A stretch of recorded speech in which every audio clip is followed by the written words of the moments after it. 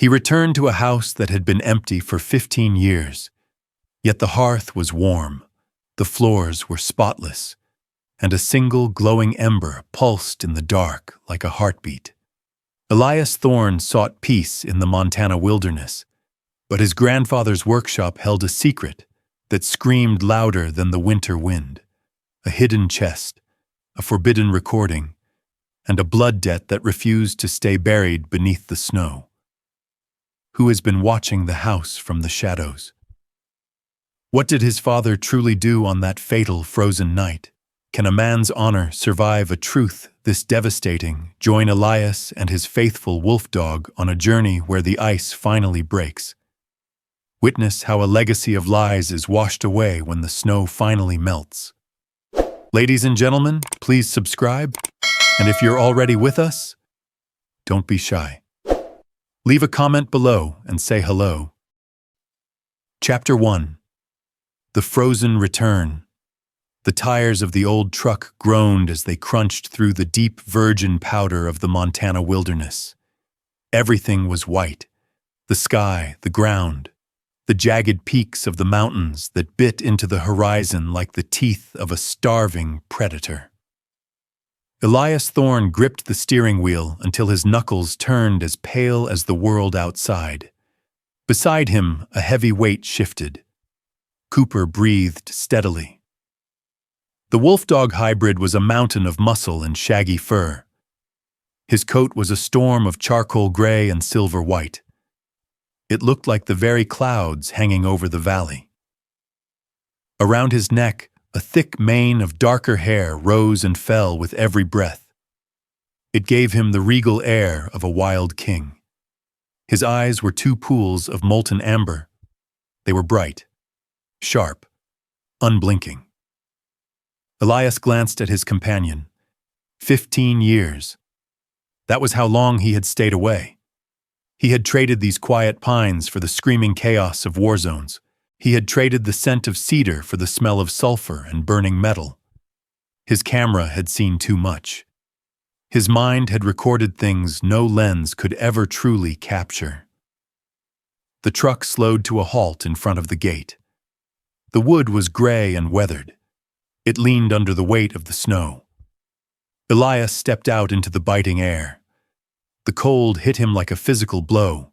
It burned his lungs. It felt honest. Cooper followed.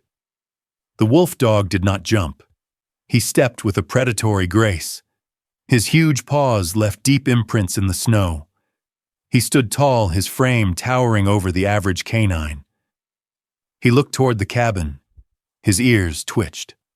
A low rumble started deep in his chest. It was a sound felt more than heard. Elias walked toward the porch. The cabin looked exactly as it did when he was a boy. Small, sturdy, hand-built by his grandfather Silas. But as he reached for the door, something felt wrong. The snow on the porch had been swept, not recently, but enough to show the wood beneath. Elias pushed the door open. He expected the smell of mothballs and stale air. He expected the heavy silence of a tomb. Instead, he smelled wood smoke. Faint, distant, but unmistakable. He stepped inside. The floorboards didn't even groan. The cabin was spotless. The dust that should have been an inch thick was nowhere to be found. His grandfather had been gone for weeks. The neighbors lived miles away. Elias walked toward the hearth. He knelt down. In the center of the ashes, a single glowing ember pulsed with a dying orange light. It was still warm. Elias felt the hair on his arms stand up. Silence can be a comfort, but this silence was a lie. Cooper did not enter the living room. He stood at the threshold, his body tense. His nose was tilted upward. Suddenly, he turned toward the back window. He barks, a sharp, authoritative sound that shattered the stillness. His tail, with its distinctive white tip, flickered like a warning signal. He growled at a dark corner of the room. Then he turned his gaze toward the woods outside. Elias reached for his coat. He felt the weight of his old camera bag on the table. He stepped back out onto the porch. He followed Cooper's gaze. There, circling the perimeter of the cabin, were the tracks. They were fresh, large, heavy boot prints.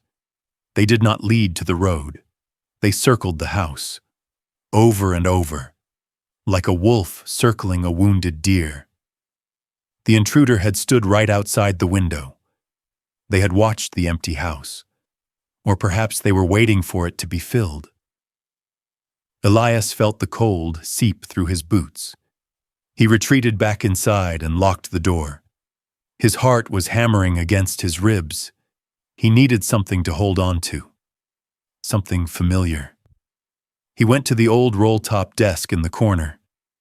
Silas used to sit here for hours carving small figures or writing in his journals.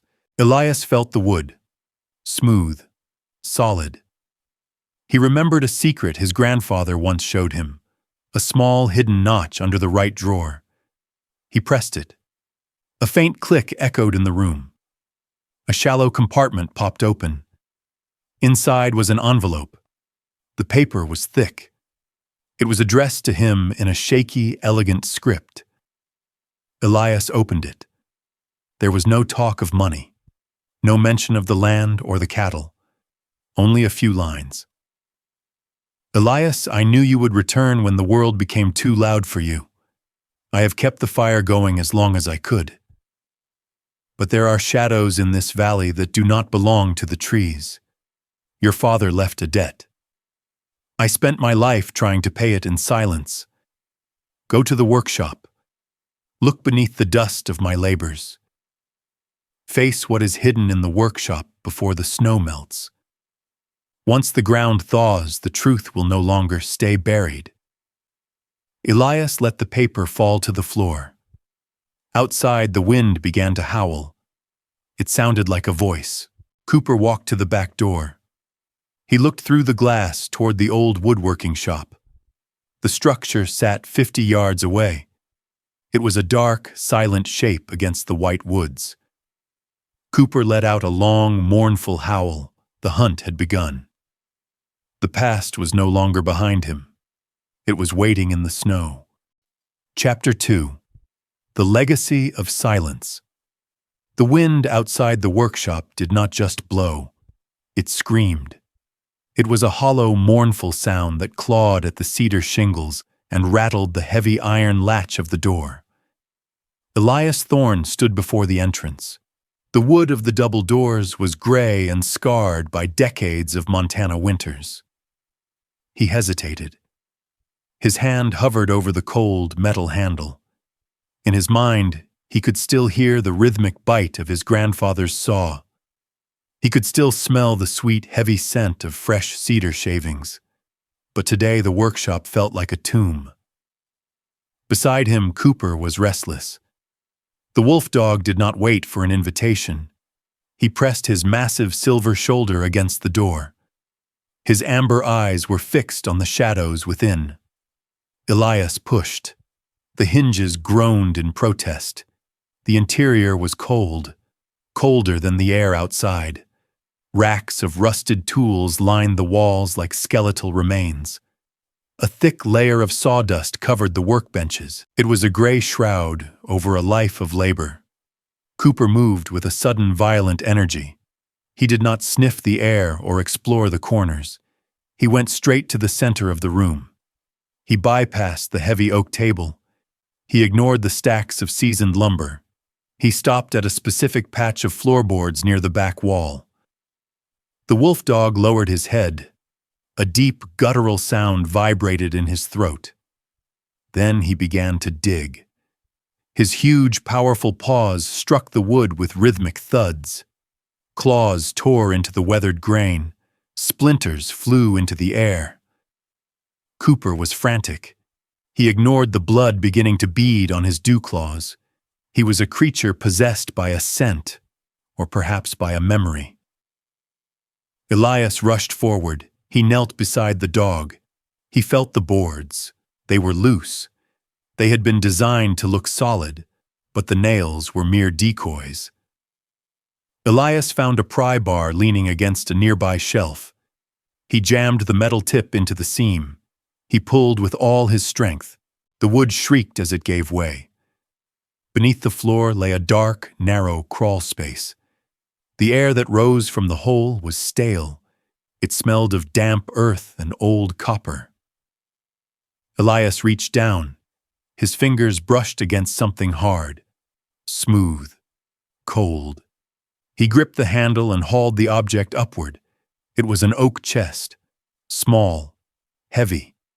The craftsmanship was unmistakable. Silas had built this with a level of care that bordered on obsession. The joints were seamless.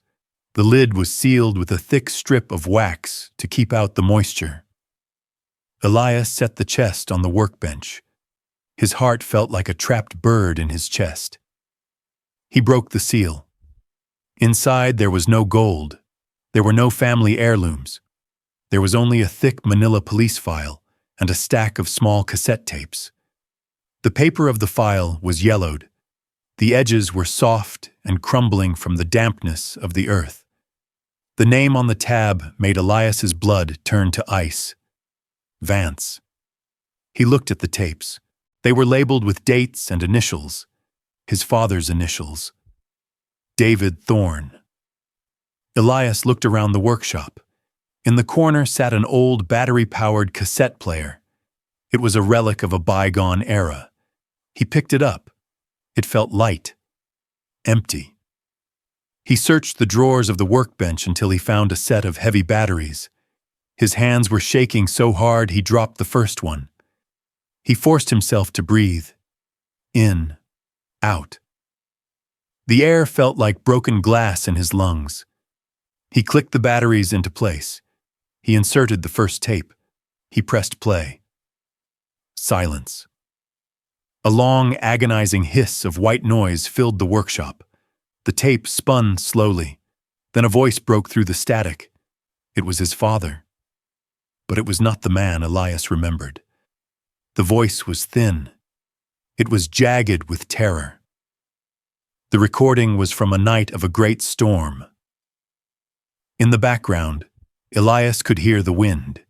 He could hear the muffled sound of a heated argument. Voices rose and fell.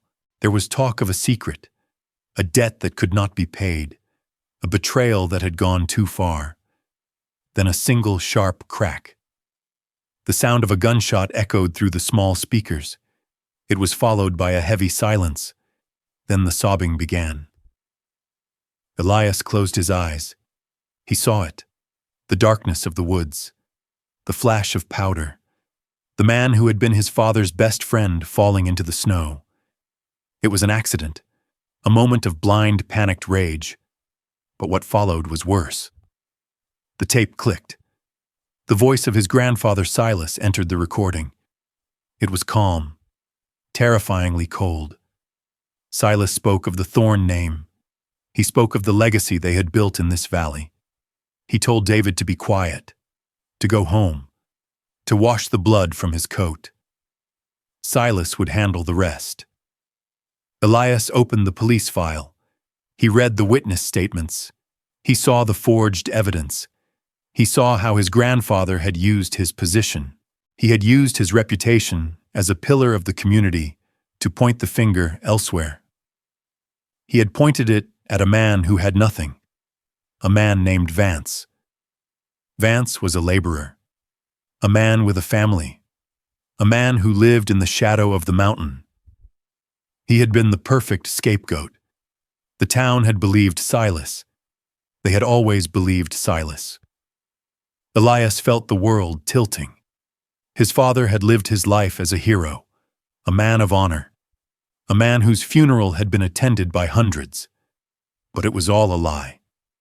His father's legacy was a tower built on the bones of an innocent man. His father had walked free while another man died in a prison cell. His father had held Elias as a child, with hands that were stained with blood. Elias felt a wave of nausea wash over him. He looked at Cooper. The wolf dog was watching him.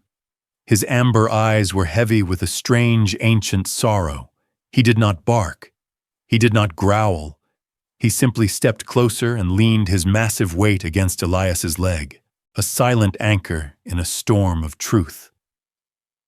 The truth did not set Elias free. It crushed him.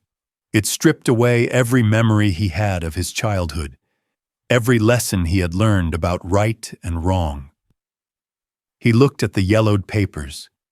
He looked at the tapes. The silence of the workshop was now louder than the wind. It was the silence of a grave. His family had destroyed a life to save their own.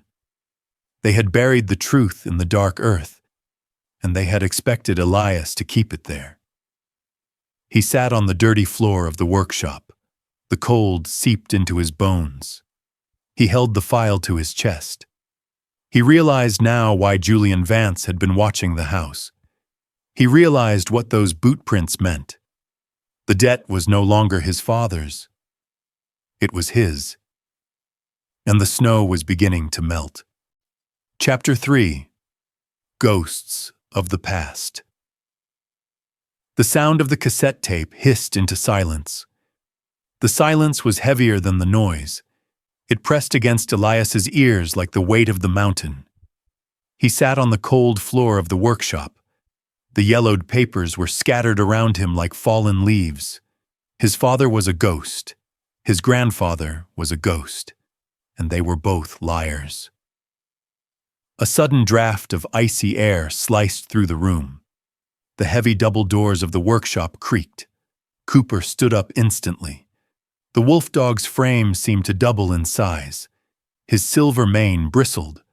A low, vibrating growl started deep in his chest. His amber eyes were locked on the doorway. A figure stood there. A man.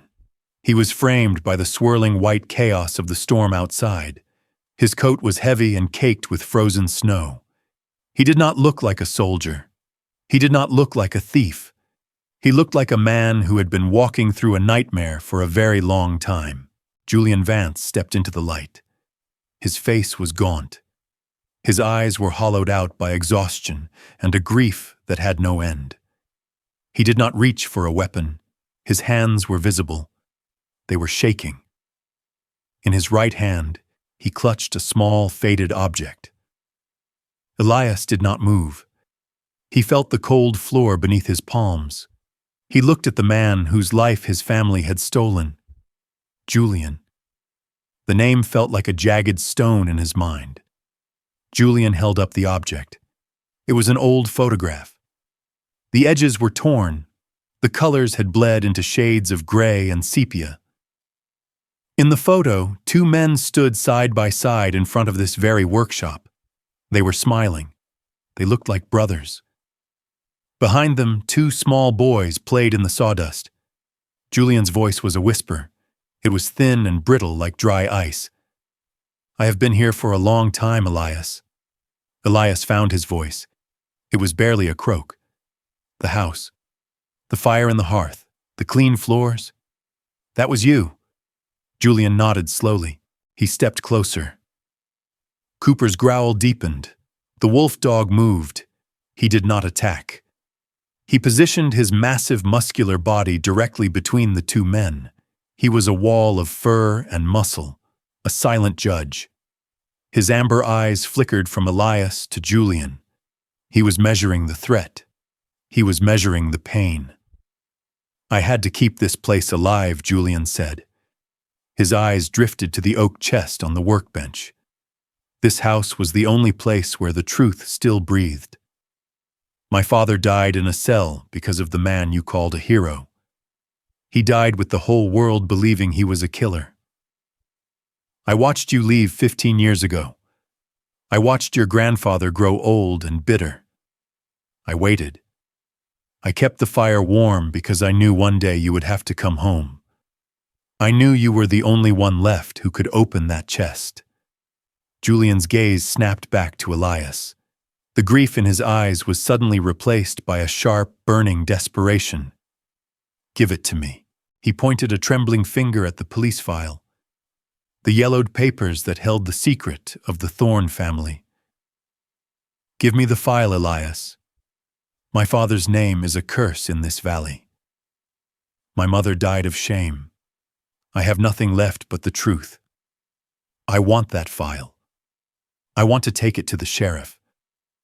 I want to see the Thorne name torn down." Elias gripped the edge of the workbench. His knuckles were white. His family's honor was a lie. But it was all he had. If he gave Julian the file, the Thorne legacy would vanish.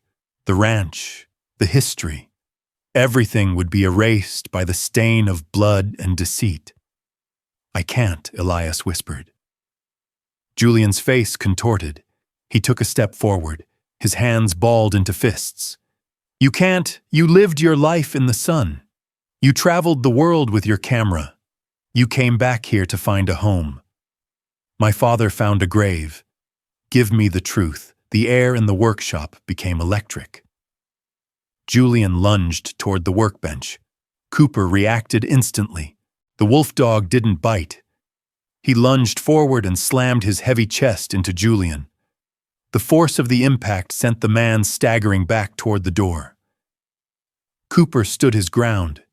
His teeth were not bared, but his presence was terrifying. He was the wild heart of Montana. He was the only thing standing between justice and revenge. Elias looked at Cooper. The dog's eyes were not angry, they were watchful. They seemed to plead for a different ending. The wind tore a piece of the roof loose. The sound was like a gunshot. Both men flinched. Julian sank to his knees in the sawdust. He covered his face with his hands. The photograph of the two families lay on the floor between them. The two boys in the picture were still smiling. They didn't know about the debt. They didn't know that one day they would be enemies in a dying workshop. Elias looked at the file. Then he looked at the broken man on the floor. The silence returned. It was a cold, suffocating blanket. The ghosts of Silas and David Thorne were there. They were watching. But they had no power here. Only the living could decide what happened next. Cooper sat down. His tail with its white tip lay still on the wood. He looked at Elias. Then he looked at Julian. The arbiter had made his decision. He would not let them kill each other. But he would not let them hide anymore. The snow outside was piling up against the door. The world was disappearing. And the truth was the only thing left to burn. Chapter 4. The Anthem on the Ridge. The sky had vanished. Above the workshop, the timber structure screamed under a sudden violent assault of wind. The sound was not a whistle. It was a roar. A massive gust slammed into the side of the building, and the old roof groaned in a long, splintering protest. Dust and frozen debris rained down from the rafters. Julian Vance stood by the open door, his face pale with a mixture of rage and terror. He looked at the oak chest, then at Elias, then out into the white abyss. He couldn't stay. The walls felt like they were closing in. Julian turned and bolted into the storm. "Wait!" Elias shouted, but his voice was swallowed by the gale. Julian ran blindly toward the ridge. He didn't know the terrain. He didn't know that the wind had carved a deadly trap out of the drifts. Cooper was the first to move. The wolf dog lunged past Elias. He was a silver streak against the gray world. He knew. He could smell the danger hidden beneath the ice. Julian reached the edge of the slope. Beneath his boots, a shelf of packed snow gave way. It was a snow bridge, a hollow shell spanning a deep, jagged ravine. He didn't even have time to scream. He slid. His hands clawed at the air as the world fell away from him. Julian Elias raced to the edge. He looked down and saw Julian dangling by his fingertips from a slick ledge of ice. Below him was a drop into darkness. Cooper was already there. The wolf dog didn't hesitate. He threw his massive weight onto his haunches, anchoring himself in the frozen soil. He leaned over the edge. His powerful jaws snapped shut on the heavy collar of Julian's wool coat. Cooper growled. It was a sound of pure, raw strain. He dug his front claws into the ice. He was the only thing holding Julian between life and the void. Elias scrambled back toward the workshop. There was a logging winch mounted to an old sled nearby. It was heavy, rusted. He grabbed the steel cable, the metal bit into his palms. The cold was so intense it felt like fire. He hauled the cable toward the ridge, his boots slipping, his lungs burning. He reached the ledge. He looped the cable under his arms and grabbed Julian's wrist. "Pull," Elias screamed at himself. Together the man and the beast fought the gravity of the mountain. Cooper's eyes were bloodshot with effort. His dark mane was matted with snow.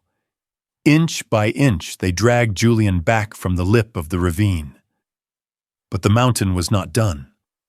A sharp, explosive crack echoed through the forest. It sounded like a cannon fire. Elias looked up. A massive pine tree burdened by tons of wet, heavy snow had finally surrendered. The trunk was snapping. It was falling directly toward the spot where Elias was kneeling. Everything happened in a heartbeat. Cooper saw it first. The wolf dog released his grip on Julian. He didn't run for safety.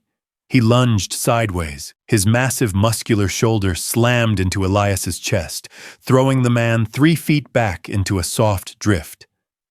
Then the world turned into thunder.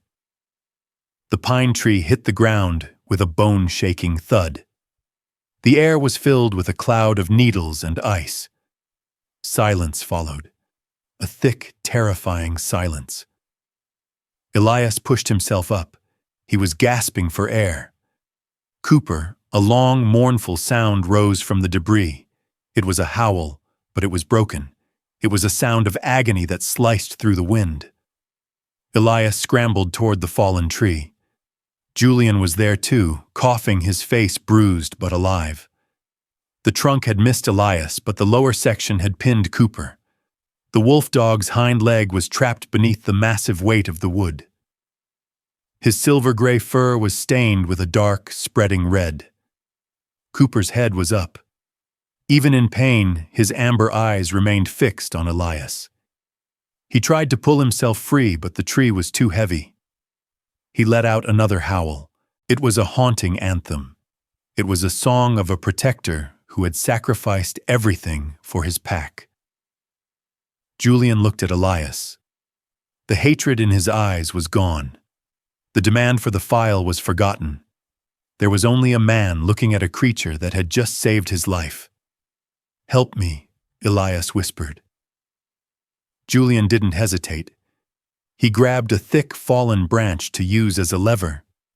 Elias found a heavy iron bar from the winch sled. They stood side by side, the son of the victim and the son of the liar. They shoved their levers under the trunk. "Heave," Julian shouted. They strained. Their muscles screamed. The tree didn't move. Again Elias roared. They poured every ounce of their shared grief and desperation into the effort. The trunk shifted. Just an inch. But it was enough. Cooper sensed the release. He dragged his mangled leg from beneath the wood. He collapsed into the snow, his breath coming in ragged gasps. Elias fell to his knees beside him. He buried his face in the dog's thick mane. He felt the warmth of Cooper's skin. He felt the steady, if weak, beat of his heart. Julian stood over them. He was shivering.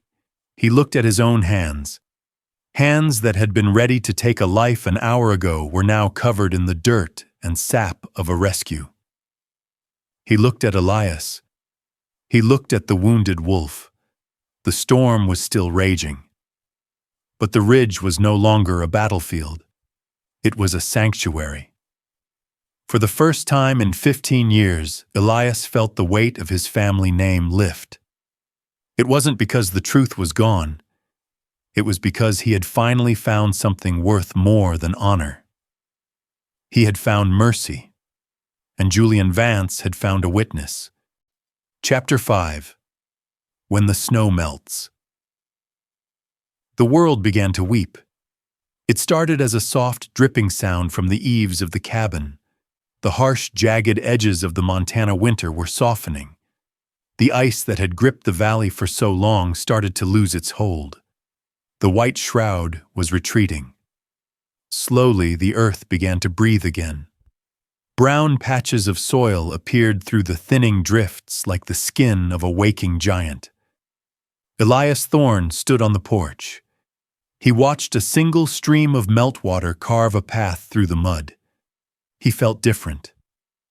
The weight in his chest was no longer a heavy stone. It was a hollow space waiting to be filled. Beside him, Cooper rested. The wolf dog lay with his head on his paws. His silver fur was thick and clean.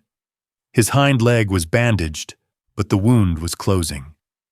He watched the horizon with those steady amber eyes. He knew the season was changing. He could smell the grass beneath the slush.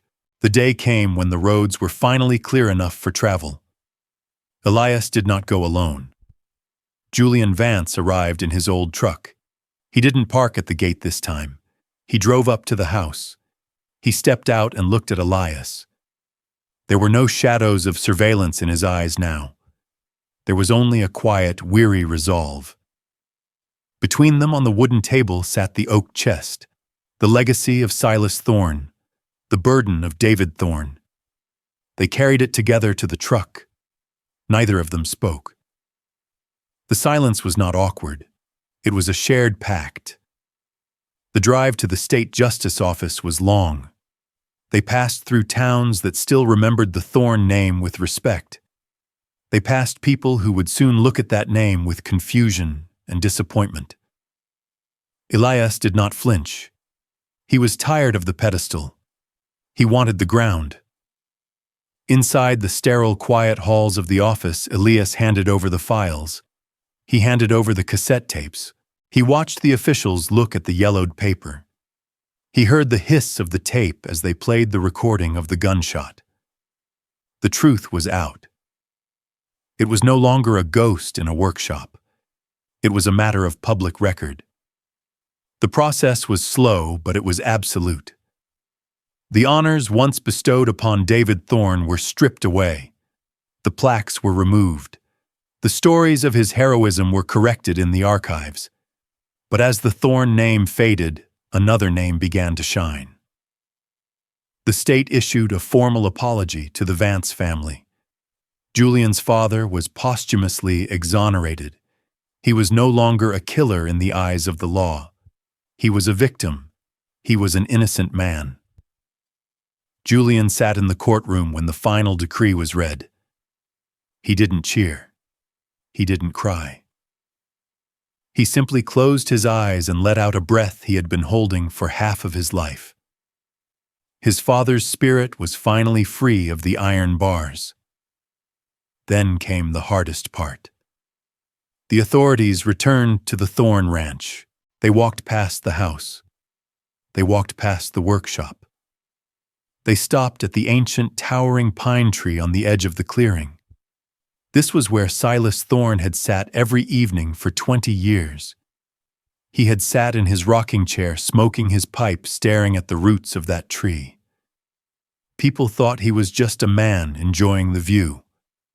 They were wrong. The excavation did not take long. Beneath the deep roots of the pine, they found the remains. The original victim.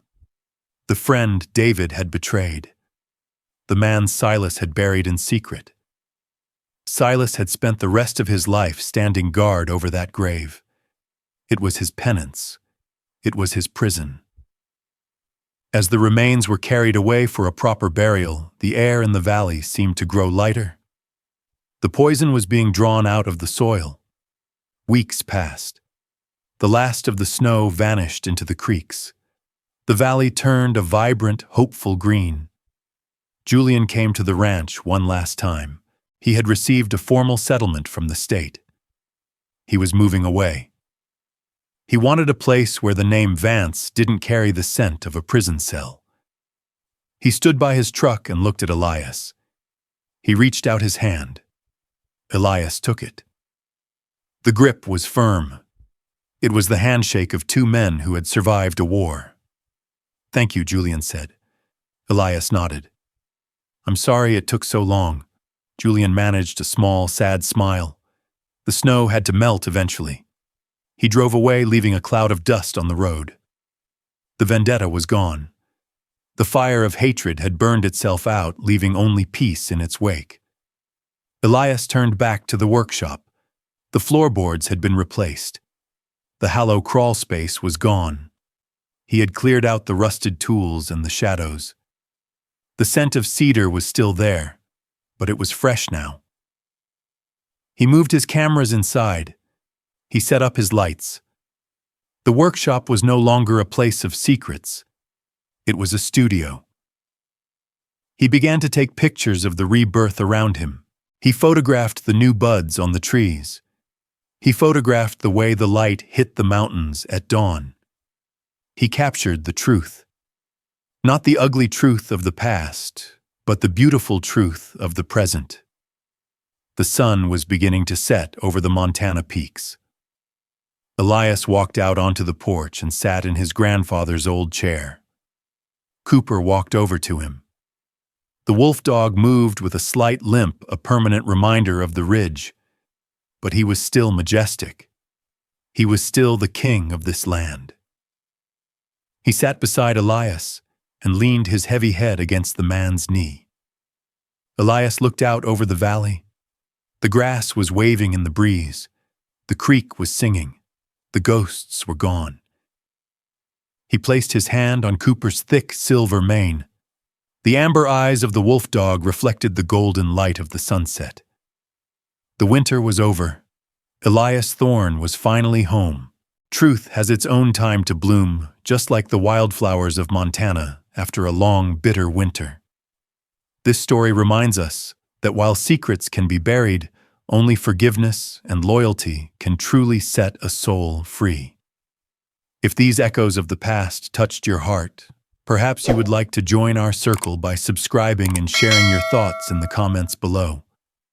Your presence and every like help these stories find their way to those who need them most. Before you leave, the next journey is already waiting for you on the screen, just a click away.